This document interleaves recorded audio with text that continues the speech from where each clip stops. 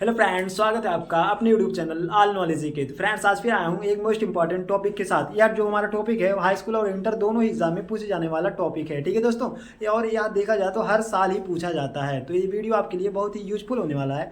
तो टाइम ना बर्बाद करते हुए चलो हम वीडियो को शुरू करते हैं। जैसा कि हमारा प्रकाश का परावर्तन, अगर आप यह जानना चाहते हैं प्रकाश क्या है, प्रकाश का परावर्तन क्या है, तो इसका वीडियो हमने पहले ही बना के इस यूट्यूब पे छोड़ दिया है और इसका लिंक आपको इस डिस्क्रिप्शन में मिल जाएगा। तो आप वहां से जाकर इस वीडियो को देख सकते हैं और जानकारी प्राप्त कर सकते हैं। प्रकाश क्या है, प्रकाश की परावर्तन बहुत इंपॉर्टेंट क्वेश्चन है। और निर्वात में प्रकाश की चाल कितनी होती है, ये सब क्वेश्चन बहुत इंपॉर्टेंट है और बहुत बार एग्जाम में पूछा गया है। ठीक है, अगर ये सब वीडियो अगर आप देखना चाहते हैं अगर ये सब वीडियो आप देखना चाहते हैं तो डिस्क्रिप्शन में इसका लिंक दे दिया हूँ, आप वहां से जाकर इस वीडियो को देख सकते हैं और जानकारी प्राप्त कर सकते हैं। ठीक है, हम लोग इस वीडियो में आज डिस्कस करेंगे क्या प्रकाश का अपवर्तन क्या है और इसके कितने नियम होते हैं। ठीक है, तो चलो देखते हैं प्रकाश का अपवर्तन क्या है। प्रकाश का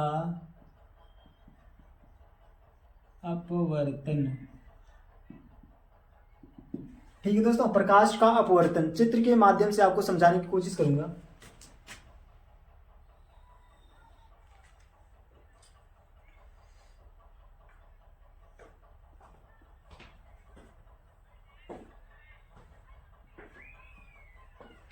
ये हमारा क्या है, विरल माध्यम।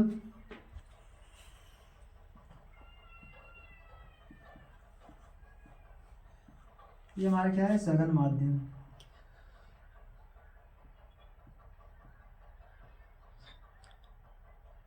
विरल माध्यम में मान लो यहाँ से हमारा प्रकाश आ रहा है और यहाँ से टकरा कर क्या हुआ, यहाँ से अपवर्तित हो गया। ठीक है, तो ये हमारा जो किरण है, ये जो हमारी किरण आ रही है, ये हमारा कौन सी है, आपतित किरण है। कौन सी किरण है, आपतित किरण। यहाँ से जो हमारा दूसरे माध्यम में जाके हमारा अपवर्तित हो गई ना, तो ये हमारी कौन सी है, अपवर्तित किरण।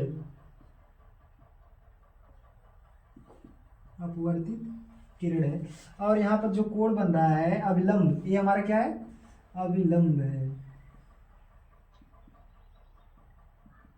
ये सघन माध्यम है, तो सघन माध्यम में हमारा क्या हो सकता है, कांच हो सकता है या तो जल हो सकता है, तो यहाँ हम कांच ही बना देते हैं। ठीक है, ये जो हमारा माध्यम है,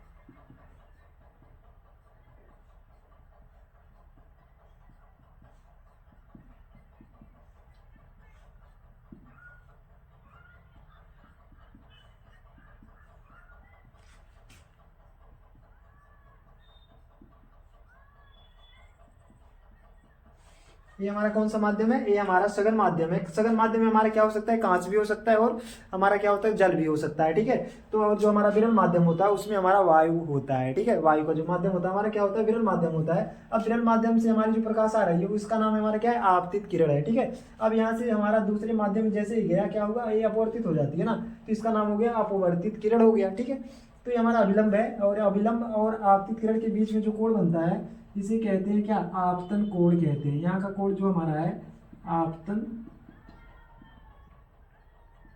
कोण है। ठीक है, अब यहाँ देखा जाए तो यहाँ अभिलंब और अपवर्तित किरण के बीच में जो कोण बनेगा उसे आर कहते हैं और ये जो हमारा होता है अपवर्तन कोण होता है। कौन सा कोण होता है, अपवर्तन कोण होता है। ठीक है, समझ में आ गया। पहले आप चित्र को समझ लीजिए।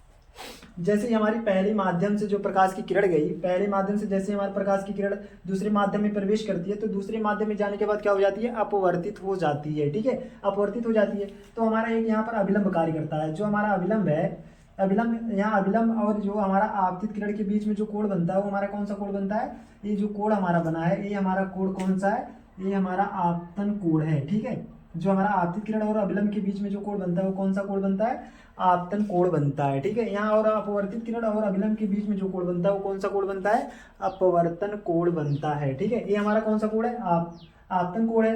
आपतित किरण और अभिलंब के बीच में कौन सा कोण बनेगा, आपतन कोण बनेगा।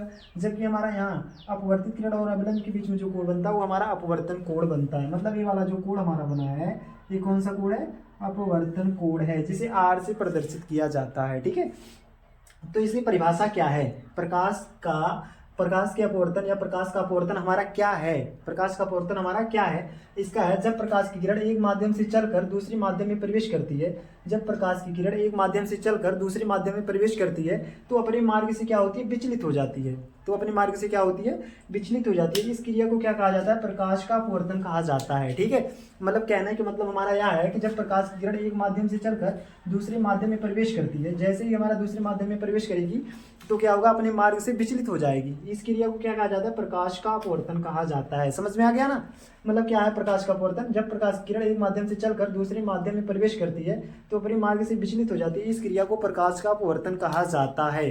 प्रकाश के अपवर्तन के हमारे दो नियम होते हैं। नंबर 1 की बात किया जाए तो हमारा नंबर 1 हमारा क्या है, यहाँ आपतित किरण, यहाँ हमारा आपतित किरण, अपवर्तित किरण तथा आपतन बिंदु पर जो हमारा अभिलंब होता है, तीनों एक ही तल में होते हैं। ठीक है दोस्तों, तो हमारा क्या है, पहला नियम हमारा यह है कि जो हमारा ये आपतित किरण है, आपतित किरण तथा अपवर्तित किरण और आपतन बिंदु पर जो हमारा अभिलंब होता है, तीनों एक ही तल में होते हैं।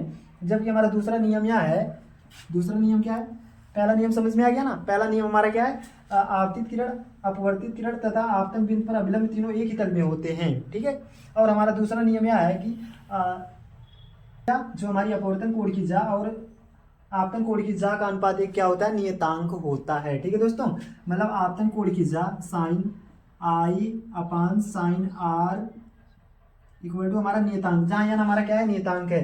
तो हमारा क्या है, दूसरा नियम हमको यह बताया था कि जो हमारा आपतन कोण की जा, जो आपतन कोण की जा होती है और अपवर्तन कोण की जा का अनुपात एक क्या होता है, एक नियतांक होता है। समझ में आ गया ना। तो हमारा पहला नियम क्या है, पहला नियम यह है कि आपतित किरण, अपवर्तित किरण तथा आपतन बिंदु पर जो हमारा अभिलंब है, तीनों एक ही तल में होते हैं। ठीक है दोस्तों, पहला नियम हमारा क्या है, आपतित किरण, अपवर्तित किरण तथा अभिलंब तीनों एक ही तल में होते हैं। जबकि दूसरा नियम हमारा यह बताता है कि जैसे हमारा सही है, विरल माध्यम में बना जो हमारा आपतन कोण की जा, विरल माध्यम में बना हमारा आपतन कोण की जा तथा सघन माध्यम में बना जो हमारा क्या होता है, अपवर्तन कोण की जा का अनुपात एक नियतांक होता है।